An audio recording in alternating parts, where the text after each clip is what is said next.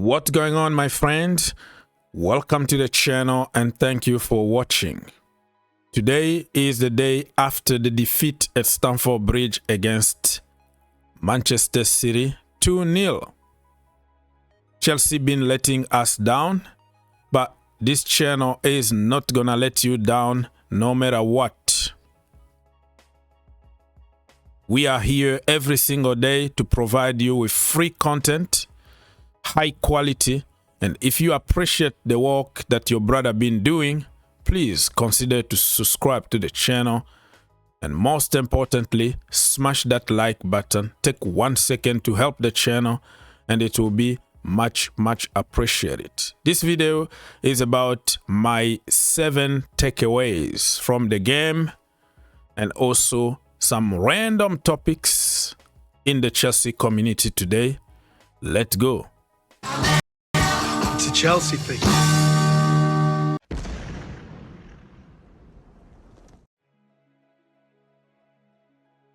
In 1 month, 45 days that we start, we had just one injury problem, that is Reece. Unfortunately, he got injured just 2-3 minutes before we change him. Otherwise, we avoid that, but happened. But in this moment, we are manage the situation quite good. We are trying also to manage players. For instance, the other day against Inter, Cristo was not playing from the start. The reason why is because he played so many minutes already in pre-season compared to last year. The same was Wes, that he didn't play the previous game, but he played against Inter. So we are trying to manage also this kind of situation in terms of injury.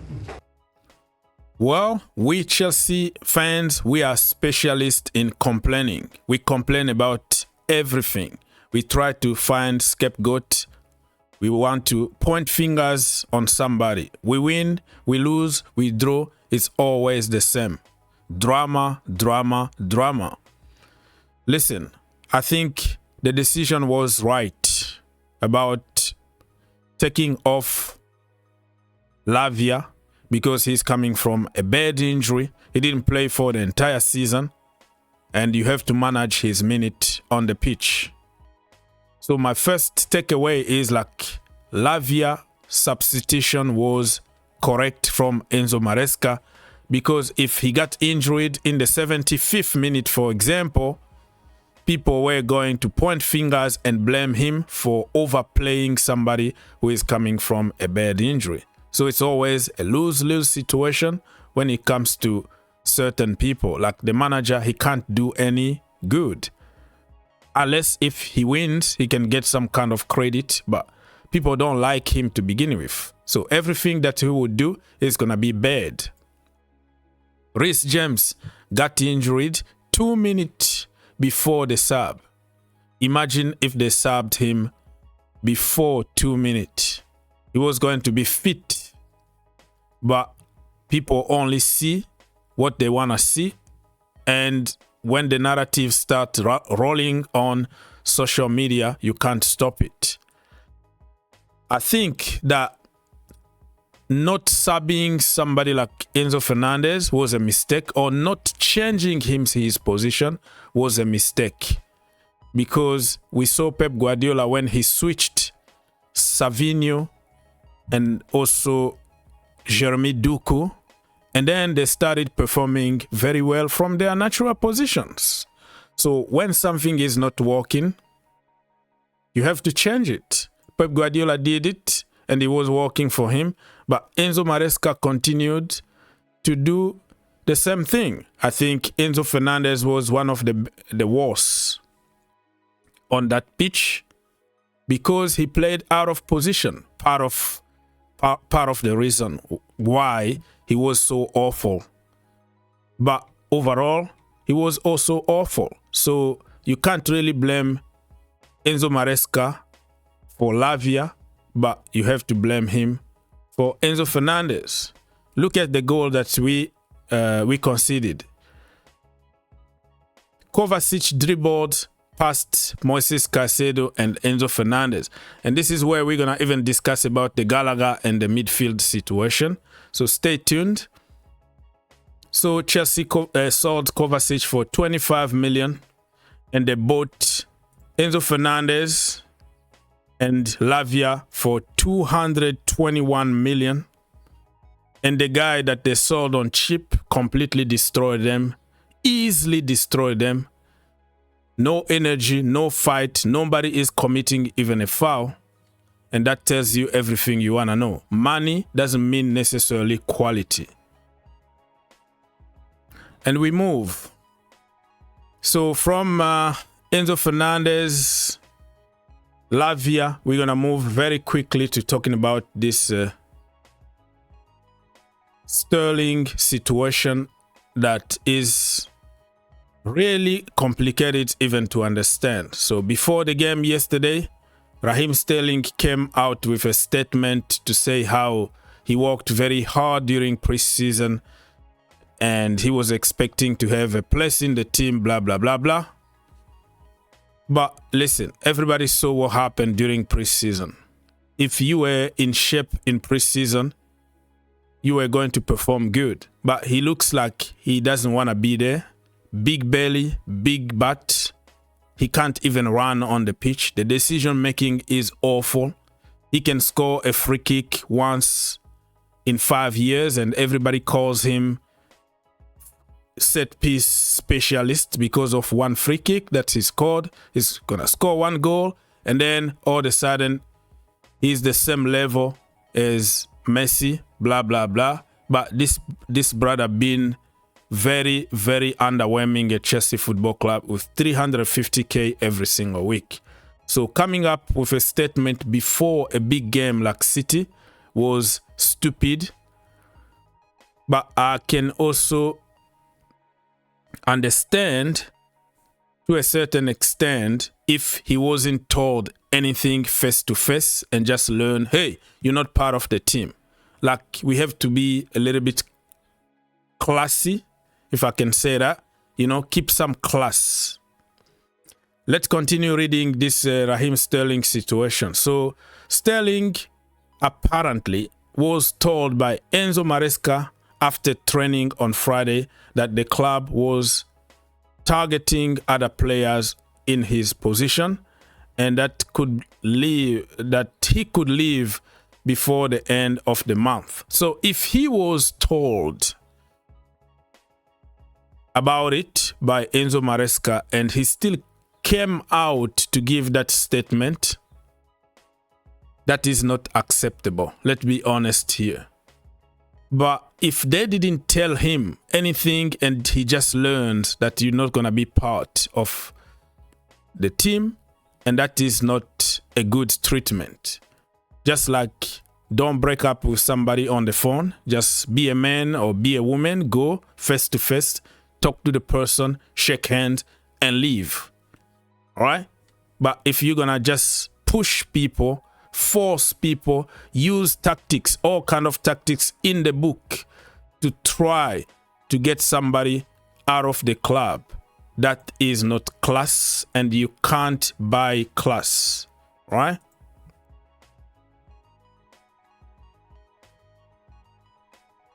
There's nobody delivering that message with any clarity, and from what I'm hearing, he's got no understanding of where his situation lies. He hasn't had anyone in the hierarchy come to him and say, listen, right, you're surplus to accounts, we want to get rid of you. And what I'm hearing is that the last conversation that was had was like, everything's fine. But with who?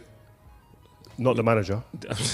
That's the thing. So Raheem, it's like, I don't agree with it with anyone, but someone of that stature in a Chelsea team, like, that is wild. I see all the young players, yes, especially in that squad, talk about Raheem. Cole, it's like Uncle Raheem. Yeah. Cole Palmer, the likes of Reece James. It's Uncle Raheem. Yeah. And he's looked after a lot of these boys, give them a lot of advice. They come to him.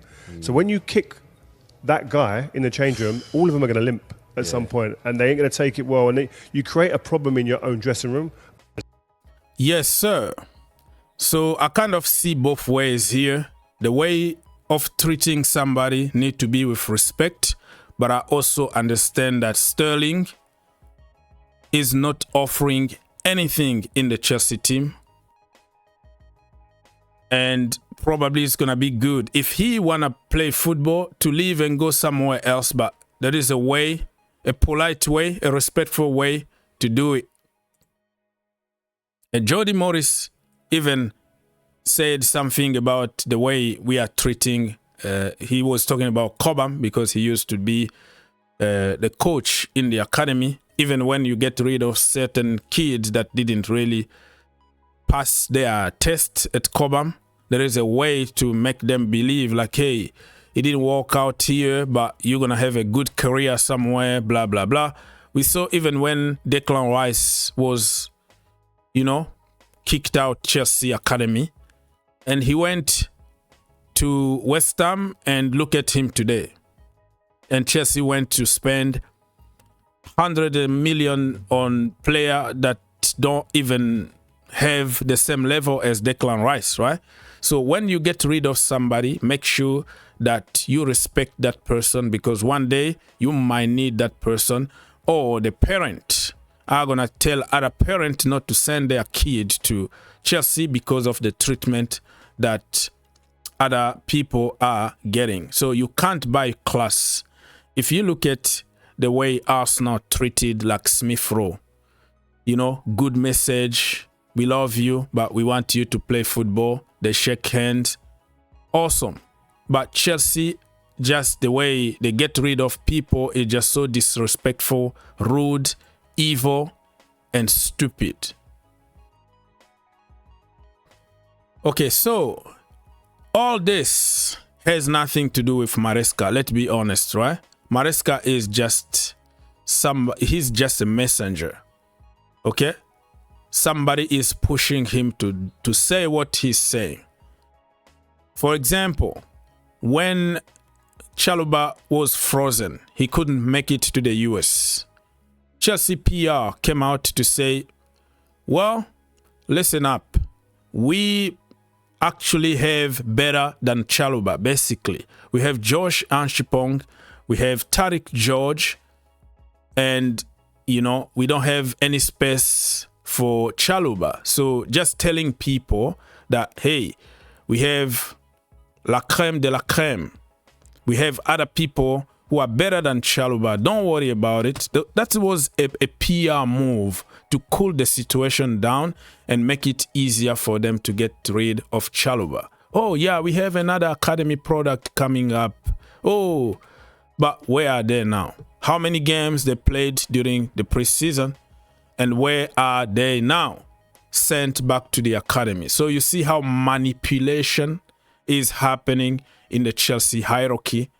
They push something, they will lie about a fake contract to Conor Gallagher or Mason Mount just to make people looks like, oh, they are doing the right thing, and the problem is the player. The player is the problem. We offer the contract and they refuse that contract. Therefore, we have no choice but to push them out. From internet, social media point of view, it makes sense. But from an intellectual point of view, it makes zero sense. And I'm not here to educate people that the way it is. Any kind of level, if you look at it from a different perspective without racism, xenophobia, it's them against us, blah, blah, blah, blah, you will see that the treatment that our kids are getting is just evil. Has nothing to do with football. Okay, so yesterday we saw all kind of blames and pointing fingers. Some people are pointing fingers on Wesley Fofana, blaming him for both goals. Some other people are blaming Levi Colwill. Some people are blaming Marc Cucurella. Blame whoever you want. All right? The bottom line is both games or both goals, we had the opportunity to correct them. We had the opportunity to fix the problem because there were so many phases before those goals. And everybody is going to say, Conor Gallagher only runs. You see how important running in football is. The 2 goals that we conceded yesterday, Gallagher on the pitch, they don't happen, period. But you can make whatever theory you want because of your mindset and hate told Conor Gallagher. But if you take Conor Gallagher's statistics, you give it to Enzo Fernandez, all of a sudden the narrative is going to change. It's going to move from run to, oh my goodness, this is a bowler. This is the best thing that ever happened to Chelsea Football Club. Why? Because he's from somewhere else. Simon Phillips, Chelsea were outrun. The key word, outrun, by opponent in 32 of 38 Premier League matches last season. And the same happened on Sunday. Manchester City covered 111 kilometers and Chelsea only 107. You see the importance of running. Because people make it sound like Pep Guardiola don't run. It's always tactics. You don't win a game of football without running. And you will see this season how Chelsea will struggle because of those lazy players on the pitch. They don't want to run. And that's why Conor Gallagher was sacrificing his talent, his skills, to save everybody in the team. And you will see those lazy players will be exposed this season. All right, so we're not going to talk about Conor Gallagher anymore because it's frustrating and you're going to get a lot of hate because people don't like him at the end of the day. Raheem Sterling, we already discussed a lot about Raheem Sterling. And the booing at Stamford Bridge also. We saw that so many people were singing, oh, Conor Gallagher were supporting him and Trevor Chalobah. And some of them were booing because of the performance yesterday. And some people from computers are calling people all kind of names and insulting and all that. All I can say about the booing is it's not my thing. I'm not going to go to Stamford Bridge and boo the players. But I don't also have the right to educate people how to feel about the club in the moment. You pay your money. There are some people who pay the money from America to go watch the first game at Stamford Bridge and watch that. Okay? So in the moment, somebody can boo or whatever, the reaction, instant reaction. Probably that is not the way they are, but they are just frustrated.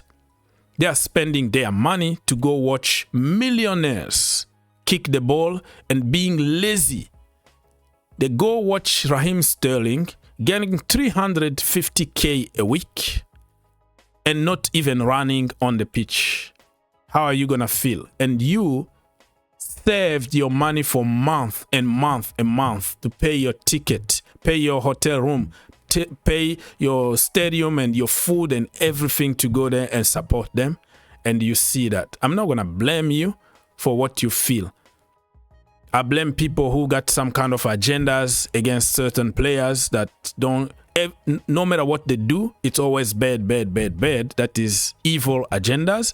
But if somebody is going to react for something that is happening immediately, I don't blame them.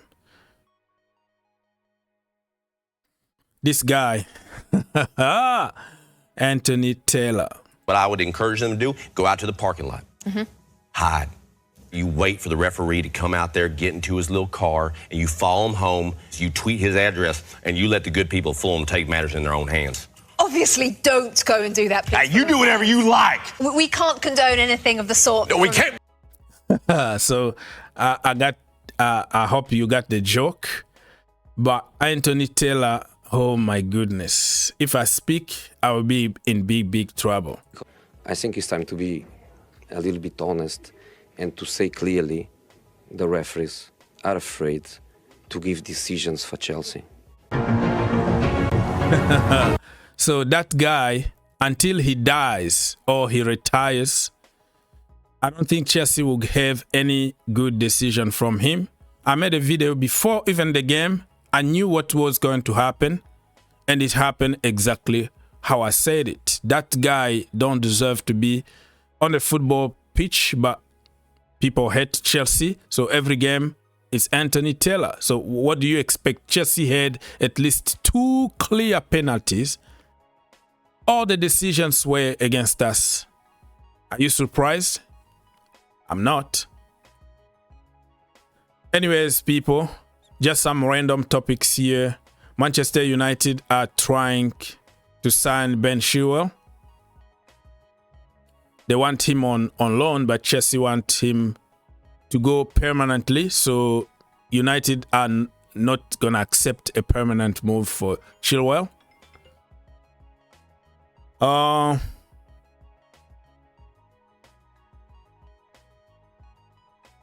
Wednesday, we might have some good news for Felix and also Gallagher going the other ways. We're still waiting. And also remember that Chelsea is still working on Osimhen, and Lukaku situation looks like it's advancing in the final stage. It is what it is, my people. I hope you enjoyed the video. Smash the like again, and God bless you.